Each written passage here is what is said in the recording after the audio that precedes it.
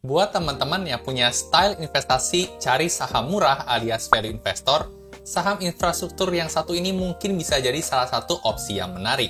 Setelah kemarin saya coba cari saham-saham yang punya kinerja cukup oke dan divaluasi cukup murah, ternyata saya temukan ada salah satu saham nih, yaitu saham BUKK, yang pada analisa optimisnya punya potensi kenaikan sampai 250%.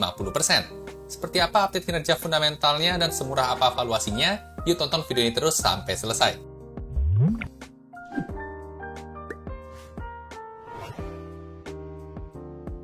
Halo dan selamat datang kembali di channel saya, Jonathan Tamrin. Buat teman-teman yang baru pertama kali nonton, di channel ini saya sharing hal-hal seputar saham dari sudut pandang fundamental. Ada analisa saham, ada mindset investasi, dan ada update berita terkini.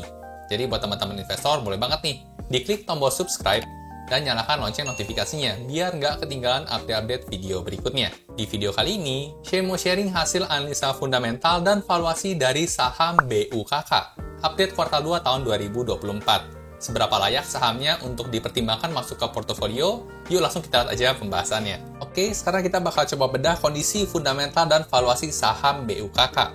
Buat analisanya, saya akan gunakan file RDFA ya. Buat teman-teman yang belum tahu, RDFA merupakan singkatan dari Rekap Data Fundamental Emiten. File ini merupakan file Excel yang saya buat sendiri untuk memudahkan saya menganalisa saham tentunya.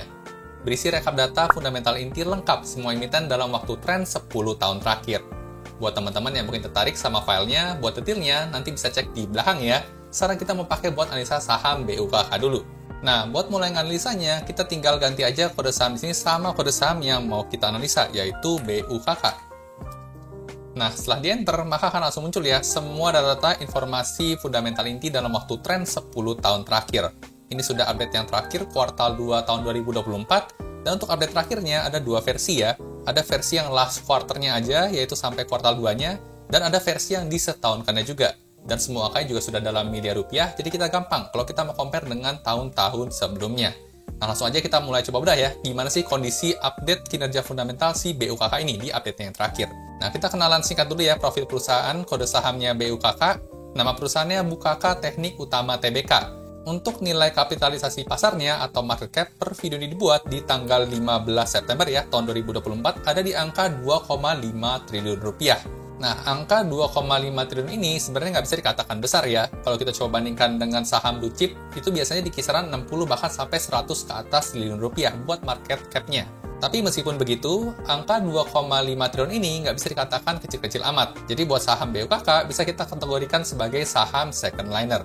Nah, untuk sektornya sendiri masuk dalam sektor IDX infrastruktur ya, dan subsektornya masuk heavy construction and civil engineering. Nah, buat teman-teman yang mungkin belum familiar ya dengan saham BUKK ini, pada dasarnya BUKK ini menjual barang-barang infrastruktur ya, seperti contohnya tower, jembatan, lalu kemudian garbatara yang buat di pesawat itu, dan juga oil and gas equipment ya untuk infrastrukturnya. Tapi sebenarnya ada hal yang menarik nih dari BUKK ini, meskipun tergolong masuk sektornya infrastruktur ya, tapi kalau kita lihat ya dari laporan public expose perusahaan, mereka menyatakan nih kalau laba bersih perusahaan ternyata didominasi oleh sektor energy and mining yang mencapai 62% sendiri dari laba bersih mereka. Nah, oke, lanjut untuk tahun IPO-nya sendiri sejak tahun 2015 ya, dan harga sahamnya per video dibuat ada di angka Rp975 per lembar sahamnya. Nah, oke, jadi seperti itu sekilas profil si BUKK ini ya. Sekarang kita bakal coba bedah cepet gimana tren kinerja keuangan BUKK ini ya, berdasarkan laporan keuangan yang terakhir nih. Kita masuk ke laporan yang pertama, yaitu laba rugi. Nah, di bagian yang pertama ada penjualan, sales atau revenue. Sini kita bisa lihat cukup naik turun ya, dan untuk update yang terakhir, jika versi disetahunkan, ternyata cuma bisa mencapai 3,6 triliun rupiah nih. Atau bisa juga dikatakan ada penurunan nih sekitar 36% dari 5,7 triliun ya ke 3,6 triliun rupiah buat penjualannya. Nah, kalau sekilas aja kita lihat di sini, itu kan kelihatannya kinerjanya memburuk ya. Dari tahun sebelumnya ada penurunan kinerja. Nah, tapi saran saya jangan kita berhenti sampai sini. Kita coba lihat gali lebih dalam lagi. Nah, lanjut ke poin selanjutnya ada laba kotor ya. Nah, laba kotor perusahaan ternyata di sini mengalami peningkatan nih, yaitu berpotensi mengalami peningkatan 2,2% dari 965 miliar ya di tahun 2023 menjadi 986 miliar di tahun 2024 yang disetahunkan. Dan angka yang di sini ya, jika memang kejadian, maka dia berpotensi untuk menyentuh all-time high ya dibandingkan dengan kinerja 10 tahunnya. Lah, kok bisa penjualannya berkurang tapi laba bersihnya meningkat? Nah, tentunya ya bisa-bisa aja. Nah, kalau kejadiannya seperti ini menandakan bahwa harga beban bahan baku perusahaan itu mengalami penghematan yang cukup signifikan ya. Sehingga meskipun penjualannya itu terlihat menurun, tapi laba kotornya bisa meningkat. Nah, sampai sini mulai menarik. Kita sekarang coba lanjut lagi ke pecahan selanjutnya, ada laba usaha. Nah, untuk laba usahanya, ternyata di sini sedikit minus lagi ya, minus 1% nih dibandingkan dengan tahun sebelumnya. Nah, kalau seperti ini artinya meskipun tadi cukup hemat ya untuk beban bahan baku, tapi ternyata untuk beban operasional ternyata ada sedikit peningkatan nih, yang menyebabkan akhirnya menggerus sedikit laba usahanya dibandingkan dengan tahun sebelumnya. Nah, lanjut lagi kita ya ke poin yang paling menarik, yaitu soal laba bersih nih. Nah, untuk laba bersihnya ternyata berpotensi meningkat ya sebesar 1,14% dibandingkan dengan kinerja tahun sebelumnya. Nah, sekilas kalau kita lihat di sini ya, untuk potensi tahun 2024 menyentuh all time high meskipun naiknya sedikit, dan tentunya ini merupakan hal yang bagus ya. Apalagi tadi kalau kita lihat ya, dari sisi penjualan dia agak naik turun ya, berarti punya siklus ya. Nah, ketika penjualan tahun ini mungkin siklusnya lagi di bawah ya, yaitu growth-nya negatif, nah maka tentunya perusahaan juga punya potensi untuk membalikan keadaan ya di tahun berikutnya. Dan kalau itu terjadi dengan penghematan yang sudah dilakukan dan efisiensi perusahaan, maka laba bersihnya bisa jadi meningkat lebih tinggi lagi ya dibandingkan dengan kondisi saat ini. Nah, itu kalau soal laba bersih kita coba lanjut dulu ya dari sisi beban bunga atau keuangan. Nah, kita bisa lihat trennya selama 10 tahun terakhir ternyata angkanya cenderung turun terus ya sejak tahun 2021 lalu. Dan tentunya ini merupakan hal yang bagus ya, karena artinya hutang berbunga perusahaan itu semakin lama semakin kecil. Kalau hutang berbunganya semakin kecil, ya artinya perusahaan semakin sedikit ya buat bayar bunga banknya. Nah, coba kita lanjut lagi ya ke bagian laba per lembar saham atau tren EPS-nya selama 4 tahun terakhir. Nah, ini untuk tahun 2021 ya, kuartal 1 sampai 4, 2022, 2023, dan sampai 2024 ya, yang baru sampai kuartal 2-nya aja. Nah, dengan membandingkan seperti ini, kita juga bisa melihat hal yang menarik nih, dimana kalau kita coba tebak ya, untuk kinerja kuartal 3 dan kuartal 4 nanti, berdasarkan pola yang ada sebelumnya, maka angka kuartal 3 dan kuartal 4 itu biasanya selalu lebih tinggi ya kinerjanya dibandingkan dengan 2 kuartal sebelumnya. Nah, sini kita bisa lihat ya, untuk kuartal 2-nya aja 60, untuk kuartal 3-nya dia lebih tinggi, 70. Lalu kemudian tahun 2022, kuartal 2-nya 29, lalu kemudian kuartal 3 naik ke 59. Dan begitu juga dengan 2021, dari 26, 41, dan akhirnya 68. Nah, dengan pola seperti ini, maka sebenarnya kita bisa cukup optimis ya, di mana nanti kuartal 3 dan kuartal 4-nya bisa berpotensi punya kinerja EPS lebih tinggi dibandingkan dengan kuartal sebelumnya. Nah, kalau kejadiannya memang benar ya, nanti bakal lebih tinggi, maka otomatis untuk laba bersih perusahaan bakal lebih tinggi lagi ya, nggak 699, ya mungkin 720 atau 730. Nah, oke, jadi sampai sejauh ini kita udah analisa fundamental dari sisi profitabilitas perusahaan ya. Menurut saya sih masih cukup menarik nih, meskipun dari sisi penjualan agak turun ya. Tapi memang untuk saham BOKK ini sepertinya ada siklusnya, dia ada naik turunnya. Apalagi ditambah dengan suksesnya efisiensi yang dilakukan perusahaannya, ditambah lagi dengan isu penurunan suku bunga nih buat minggu depan. Hal tersebut tentunya punya dampak positif ya ke banyak perusahaan. Nah, untuk laporan laba rugi udah, sekarang kita bakal coba evaluasi laporan neracanya nih. Gimana? Untuk BOKK ini apakah sehat juga? Untuk laporan neraca yang pertama ada yang namanya aset ya. Nah, sini kita bisa lihat setiap tahunnya selalu bertambah nih asetnya si BOKK ini. Untuk di update yang terakhir ada peningkatan sebesar 3,92% dibandingkan dengan Desember tahun 2023. Jadi untuk aset sampai sejauh ini nggak ada masalah. Lanjut ke bagian aset lancar ya. Di sini ada peningkatan juga sebesar 5,05%. Dan untuk aset tidak lancarnya, di sini juga naik 3,58%. Masih bagus. Nah, lanjut sekarang gimana nih kalau kita coba lihat dari sisi tingkat hutang perusahaan. Nah, tingkat hutang perusahaan sebenarnya juga tergolong agak cukup tinggi ya di 3,8 triliun rupiah. Tapi untuk tahun terakhirnya ada minus nih, 0,03%. Nah, di sini kita coba ingat-ingat dulu ya, angkanya 3,8 triliun. Nanti kita bandingin sama modal perusahaan, ada berapa. Nah, lanjut ke pecahannya, tingkat hutang jangka pendeknya ya, ada peningkatan sebesar 1,43%, dan untuk hutang jangka panjangnya, di sini ada penurunan sebesar 1,51%. Nah, sekarang kita coba bandingkan ya sama modal perusahaan. Untuk modal perusahaan selama 10 tahun terakhir selalu naik ya. Posisi sekarang posisi all time high dibanding 10 tahun terakhir.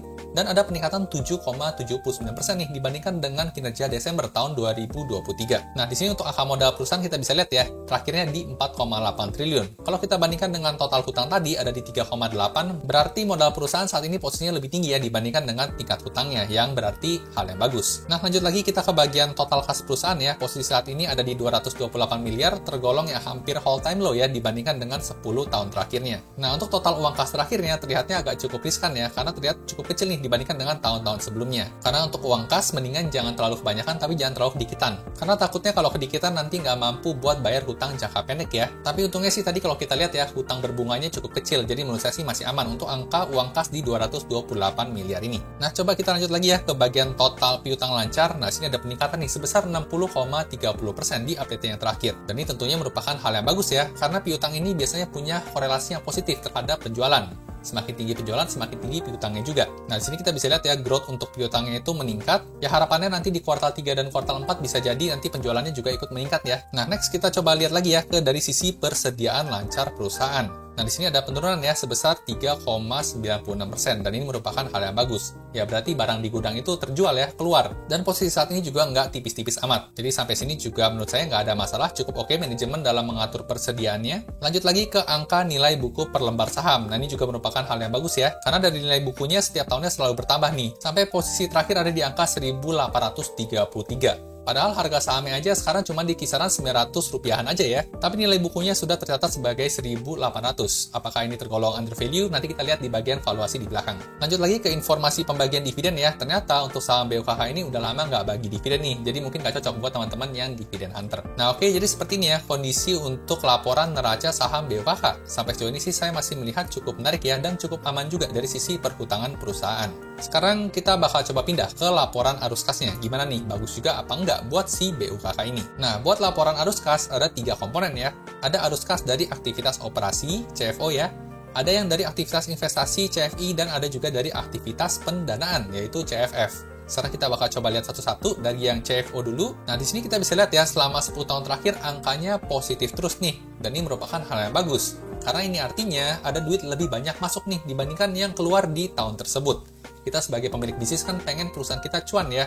Tentunya pengen lebih banyak duit yang masuk dibandingkan yang keluar. Nah, maka untuk BOKK ini tergolong cukup ideal nih, karena setiap tahunnya angkanya positif terus. Ini kalau yang CFO. Sekarang kita lihat ke bagian yang CFI. Nah, selama 10 tahun terakhir, angkanya dominan negatif terus ya, dan ini juga merupakan hal yang bagus nih. Karena ini artinya ada duit yang keluar buat aktivitas investasi. Seperti yang kita tahu, tujuan untuk investasi itu kan baik ya, memberikan keuntungan buat perusahaan di masa depan. Jadi memang idealnya angkanya negatif. Dan bisa kita lihat di sini tergolong cukup ideal juga ya, kecuali tahun 2016 nih angkanya positif sendiri, tapi itu pun juga kecil. Lanjut lagi gimana dengan angka arus kas CFF-nya? Nah, kalau CFF ini agak bervariasi ya, kadang positif, kadang negatif. Nah, kalau buat CFF sebenarnya harapan kita adalah angkanya negatif nih. Karena kalau angkanya negatif, berarti ada duit yang keluar buat aktivitas lunasin hutang atau bayar dividen. Nah, kalau angkanya positif, berarti perusahaan aktif nih, nambahin hutang. Nah, di tahun 2023 di sini ada pendanaan yang cukup aktif ya, mencapai 1,2 triliun positif. Tapi untuk masuk tahun 2024 sudah mulai negatif lagi. Oke, jadi seperti ini ya, kondisi laporan arus kas BOKK tren selama 10 tahun terakhir. Cukup ideal, kecuali yang cash flow from financing ya. Sekarang kita bakal coba evaluasi bagian rasio-rasio keuangannya. Sehat apa? Enggak nih. Nah, untuk rasio keuangan yang pertama ada profitability margin ya.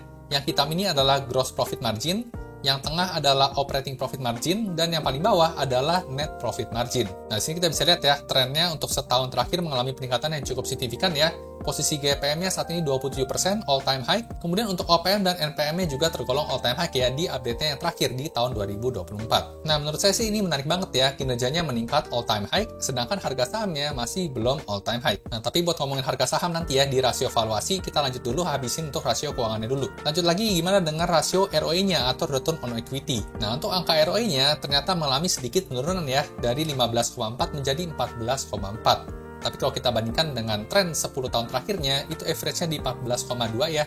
Jadi posisi saat ini ya kurang lebih di rata-rata aja. Tapi meskipun rata-rata menurut saya sih udah cukup oke ya, karena kurang lebih sudah mencapai 15% nih buat angka ROE-nya. Udah jauh lebih tinggi dibandingkan kalau kita investasi deposito maupun di obligasi. Nah, sekarang kita lanjut lagi ya ke rasio hutang nih, rasio debt to equity ratio. Kita bisa lihat tren selama 10 tahun terakhir, ternyata angkanya ini selalu konsisten masih di bawah 1 ya. Sangat kecil kemungkinan buat perusahaan gagal bayar atau bangkrut. Nah, untuk rasio DER juga masih oke. Kita lanjut ke bagian cash ratio ya. Saat ini posisinya kecil banget, cuman di 0,12 kalinya aja. Karena memang tadi kita lihat ya, uang kas perusahaan juga saat ini lagi kecil-kecilnya. Tapi menurut saya sih masih nggak masalah ya, karena hutang berbunganya juga tadi di belakang kecil. Kalau hutang bunganya kecil, berarti sisa hutang lainnya adalah hutang usaha, yang biasanya lebih longgar ya terkait dengan sistem pembayarannya. Lanjut lagi ke current ratio, saat ini ada di angka 1 ya, bagus, tergolong ideal. Lanjut lagi ke rasio hutang selanjutnya, ada yang namanya quick ratio, ada di 0,75, cukup oke ya, meskipun memang kalau mau idealnya ya di angka 1. Tapi angka 0,75 ini menurut saya pribadi sih masih no problem banget. Lanjut ke bagian interest coverage ratio ya, kemampuan membayar hutang berbunga. Ini untuk saham BOKK bagus banget ya, angkanya jauh di atas 1, bahkan mencapai 16 kalinya. Jadi nggak ada masalah ya untuk BOKK soal hutang perhutangan. Lanjut ke bagian dividen yield, sama ya seperti yang tadi, karena memang nggak bagi dividen, maka yieldnya ya tentu 0%. Nah oke, jadi seperti ini ya, kita udah coba bedah cepet kondisi fundamental BOKK. Nah kalau udah seperti ini, tentunya jadi pertanyaan selanjutnya ada terkait dengan harga sahamnya ya. Apakah harga saham sekarang ini tergolong under value, murah, harga wajar, atau sudah over value atau kemahalan?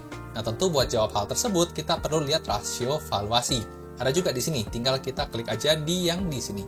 Nah, untuk rasio valuasi, udah pada baca di judul juga ya, untuk analisa optimisnya punya potensi mencapai 250% kenaikannya. Nah, seperti apa hitung-hitungannya, kita akan coba bandingkan satu persatu ya. Nah, kita pakai rasio yang pertama dulu ya, yaitu Price to Book Value atau PBV. Nah, ini merupakan tren selama 10 tahun terakhir. Nah, cara gampang baca PBV adalah kita berpatokan pada angka 1 ya, secara umumnya. Jadi semakin rendah dari angka 1 ya berarti semakin undervalue atau murah, semakin tinggi dari angka 1 ya berarti semakin mahal atau overvalue.